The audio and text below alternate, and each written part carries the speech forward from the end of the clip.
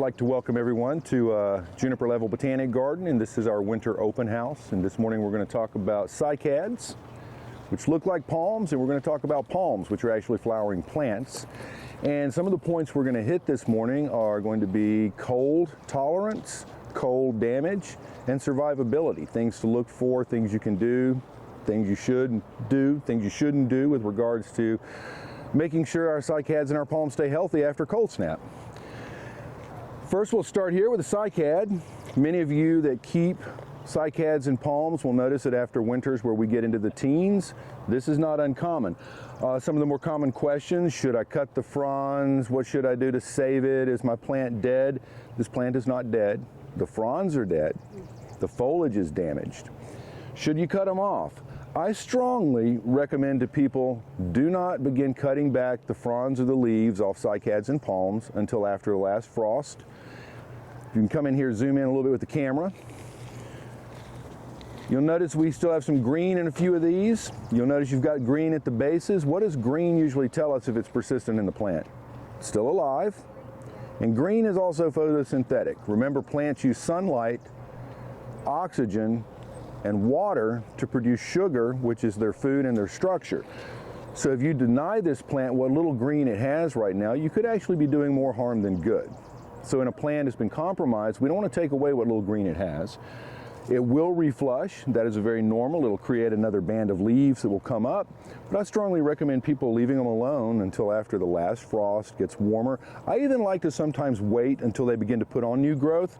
For many plants, and palms in particular, there are a lot of micronutrients that are in the fronds. So we think as soon as the leaf starts to turn brown or yellow, we want to cut it off. We just want those really pretty green crowns. Well, things like potassium and some of the micronutrients, especially alkaline metals that are really important physiologically to the plant, they are slowly over time pulled out of the old leaves into the plant. So if we do too much manicuring and cleaning them up to make them look aesthetically pretty, over time you could be denying that plant micronutrients and not replacing them with your typical fertilizers, nitrogen fertilizers, which we think up to make green. A lot of these plants have micronutrient requirements like potassium, calcium, iron, and by taking off the foliage too soon, you could be denying that plant its ability to draw those elements and those compounds back into it. So anyway, cycad, this is some typical cold damage. The plant is alive, it is perfectly healthy, and it will reflush. So we'll come down here, we'll look at a few of the palms. When we think of palms, most people think tropical vacation, tropical island, climates that are always warm, persistently warm. The reality of it is palms are a very large family of plants, of which there are a couple thousand plus species. Not all of them are tropical. Some of them are actually temperate. And temperate meaning that you are dealing with zones that have climate changes, and not only wet, dry seasons, but those climate changes can also involve temperature swings. This particular plant, arborescent, meaning that it has a caudex, it's tree-like, tall. Do you have any idea where this plant comes from in the wild? High montane cloud forests along the border and periphery of the Himalayas across parts of Asia. These plants actually are accustomed to cold winters. And when I say cold, moderately cold, those mountains run east and west, so it kind of stops those Arctic blasts that we get. But still, you end up in zones where you get a lot of snow, you get below freezing temperatures. These plants tend to do better in a zone where you have seasonality. And the further south and closer to the coast you go with things like trachycarpus, oftentimes they tend to suffer. So this is actually more of a temperate species that gives you that tropical look, but in reality, not truly a tropical plant. You'll notice that this larger, well-established plant seems to have really endured no damage. One of the things that we will see oftentimes when we put palms in our yards, you can have a plant like that installed. It's going to be extremely expensive. It's going to be expensive plant, going to be expensive installation. So most of us start out with small plants. And here we have another trachycarpus. This is a little hybrid species or hybrid specimen. Does that look very happy? No. This one actually, what we've got, can you see how you're getting kind of the leaves are kind of closed? You're kind of getting that accordion pleating. You're getting a lot of discoloration. The green is a very dry, almost lichen green. Here, the spear, there still feels like there's some rigidity. That's a good sign.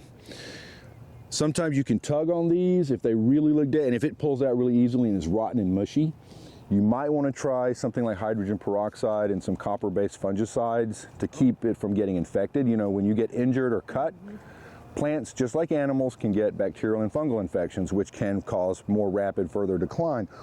So there are some little home remedies people try that seem to be effective. Hydrogen peroxide wash in the core of the plant, as well as copper-based fungicides. However, it will not bring a plant back to life. If the plant is dead, the plant is dead. Plants that look dead may not be dead. So there's a huge difference between completely dead and looking dead. They're almost dead. A lot of people come April or May, this plant may look a lot like this, and they will have decided, well, it hasn't done anything, so I'm just going to go on and get rid of it. It's dead. Palms can take as long as 90 days for some species before you'll see recovery. Most palms are pretty slow growing. So the last thing you want to do is declare it dead when it's not dead, especially getting there digging it up and all of a sudden find out, oh, the roots look good. Well, now it might be a little too late to reset it. So I always tell people, leave your fronds alone, leave your plant alone, kind of monitor the spear. We have a lot of nice rigidity. See, it feels like it's got turgor pressure. I see some nice green here, so it doesn't look freeze damaged, so we'll continue to monitor it. I would nowhere near declare this plant dead until end of summer. So freeze damage? That is absolutely freeze damage. And a smaller plant is going to be more prone to exhibit freeze damage oftentimes than a larger one, and it's simply because of mass. You don't have as much mass with this plant, so when you start getting a freeze, that freeze is going to go further in. It's like a child. A child is more likely going to freeze on a cold night or get hypothermia than an adult. So again, plant looks unhappy, but we are not going to declare that plant dead. So I can't encourage people enough with your cycads and palms, no matter how bad they look, don't make that declaration until sometime in July. I usually say around here, 4th of July. If it just continues to look worse, drops, nothing, you don't see any green in here, you can give a little gentle tug, and if all that pulls out and it's all mushy, you've probably lost the plant. So yeah, a lot of people do that knee-jerk reaction. It didn't survive. They dig it out, they buy another. Leave it alone, give it some time. Now here we have another palm. And this one's Brazoriensis. It's a hybrid complex. They're natural hybrids. They're native to the East Coast, Gulf Coast of Florida. I mean, Gulf Coast of Texas, sorry. I'm originally from Florida, so I tend to say Florida a lot. Sabal palms are found all along the Caribbean and North, Central, and South America, that basin. This particular type comes from East Texas. Very cold resilient. Although we might call it native because it is native to North America, regionally it's not native to the Carolinas. But you can see very cold tolerant. This one's taking it down into the teens this year. They've even been known to take it well into the single digits, and for short time, some species can withstand below 0. That's not to say that duration of cold, that will over time take its toll. Quick dips of extreme cold can cause damage, but not necessarily kill the plant. So on this particular variety, as opposed to the species we get that's native to the Carolinas, what does this show a different form? Thicker? Sabal Brazoriensis and Sabal Louisiana kind of belong to a complex that shows intermediacy between the arborescent Sabal palmetto, which is the state tree of South Carolina and Florida. It's the one that has the trunk. Right. And the shorter blue dwarf or swamp palmetto, Sabal minor. I've got. And so oftentimes within Brazoriensis and within Louisiana, you'll find plants that will possess nice intermediate characteristics. They can become kind of quasi-trunk forming. They also will have typically that deeper root that Sabal minor, that kind of dyslexic trunk or caudex. The leaves tend to oftentimes have a little bit more of a costal fold in them as opposed to being flat. They kind of have a little bit of a dip. You can see that in that one. That's more typical of Sabal palmetto. Quite cold tolerant, so they seem to have a lot of the cold tolerance of both parents, and maybe even a little bit better than Sabal palmetto.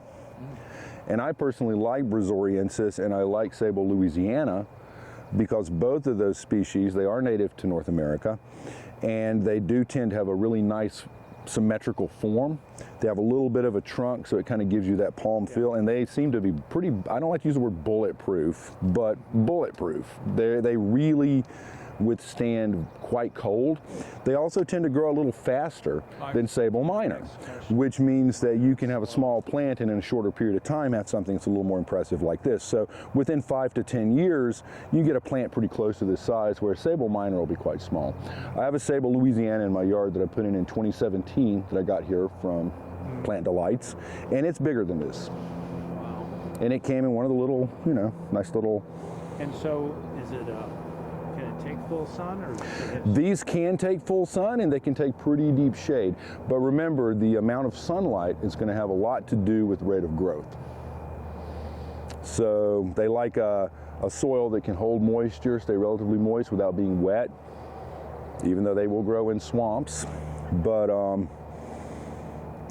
they typically do quite well in sun. Now, in full sun, they may be a little more compact, and you may see a little bit more yellowing in the leaves. And that's just going to be a typical reaction to the quantity and amount of light that they're getting. Those that are in deeper shade are going to typically have longer petioles, a little darker green, and maybe kind of a little more pendulous leaf tips. Because if you're in shade, you're going to need more leaf area to get light. And if you're in direct sun, you kind of want to reduce that surface area. So you will see some variation in the appearance of the plant, but that's completely reaction to the amount of light that it's getting. Over here we have Sabal palmetto, and this truly is one that a person could call a palm tree.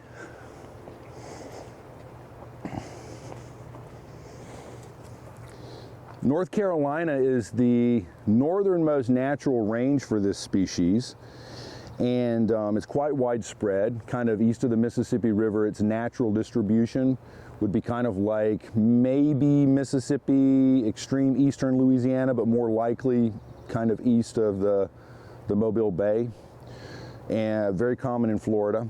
And interestingly, there are several different kind of growth forms of this, and a lot of that has been selection based on climate. In Florida, these can attain heights easily of 60 to 80 feet tall, but they don't get 80 feet tall fast. You're talking decades, if not centuries. Again, warmer climate, less freeze, different growing conditions. And oftentimes in Florida, they have to have quite a bit of size before they flower. This particular individual is a North Carolina native from one of our populations from the Outer Banks Islands. And this one has actually already produced flower spikes that have been removed. So at a very early age, relative to its Florida counterparts or conspecifics, these guys tend to come into bloom pretty early, which would make sense. They're from a much harsher climate, subjected to extreme cold, they're subjected to the hurricanes and a lot of the rigors of Florida populations. But these guys from the North Carolina coast, when you want to talk about a bulletproof Sabal palmetto palm tree, these guys are great. So with that said, I'd like to kind of point out, when people are buying palms for their yards, particularly if you live in zone 7-8, where we're kind of marginal for a lot of them, knowing the history and the pedigree, where the stock comes from, can make all the difference in the world with how well the plant can persist in cold. And as you can see, this guy's taken down into low teens. I think we got 13, 14 this year. Absolutely no leaf damage. And a lot of your Florida trees, if someone had bought one from Florida and put it in the yard, it actually may have shown a little bit of damage when you get down into the teens. Florida ones usually don't like anything below 15. Adapt though eventually? You'd like to think so, but a lot of times these things are kind of fixed genetically.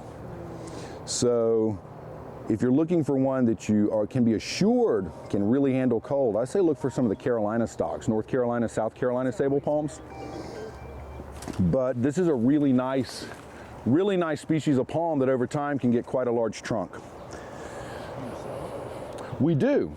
Okay. We do have Brazoriensis, Louisiana, several forms of Sabal minor, Sabal palmetto. We have had this before, but we have it right now. We do carry almost all of these palms that we have on site at one time or another, but that we don't necessarily carry all of them every year at the same time, because a lot of that's going to be based on our seed collection, germination. And again, these plants are not fast growing, so it takes a little while to get a sellable size plant. Sure. So you can always check with our sales staff up here at the greenhouses and see what palms we do have available. Is Bald Head Island as far north as it goes? They made it all the way up to like around Nag's Head. But a lot of those populations have been extirpated because, interestingly, on the South Carolina state flag, you've got the Sabal palmetto. One of the interesting things about it, and this goes back to the Revolutionary War, they used the trunks for pylons for piers. And palms are not made of wood in the sense that a pine tree or an oak. It's almost like a really densely woven hemp rope. And so when the cannonballs would hit those pylons, the pylons would bounce and deflect the cannonballs. So the Sabal palmetto on the South Carolina flag kind of goes back to the fact they were just, it represents the state. And there was kind of that little element of its durability in building. With that said, the tragedy of coastal areas in the Carolinas, the populations became exploited for the trunks. And going back to how long it takes them to be reproductive, how long it takes them to grow, it does not take long to go through a forest of palms and cut down the trees and use them and deplete a population. Another thing, have you ever heard of heart of palm? Mm-hmm. The cabbage palmetto is another common name for this one. Here within this growth area, you have the meristem, which is the embryonic tissue that generates your leaves. When cooked, it's a lot like cabbage, but there's a big difference. Decades for this piece of cabbage, terminal to the plant. Terminal to the plant. So a lot of the Sabal palms throughout the southeast were also decimated for heart of palm cabbage. So despite the fact that it was widespread, many of the populations have disappeared because they were overexploited. All right, let's walk around. Another Sabal palm that's really cool. This one right here is from Mexico. Sometimes called the Tamaulipas palm. It's another Sabal species. And again, interestingly, quite cold tolerant. This one took down into the teens, and look at it, no damage. We have some more Sabal palmettos here. And I thought I'd come around. Can we walk over to the Bermudiana?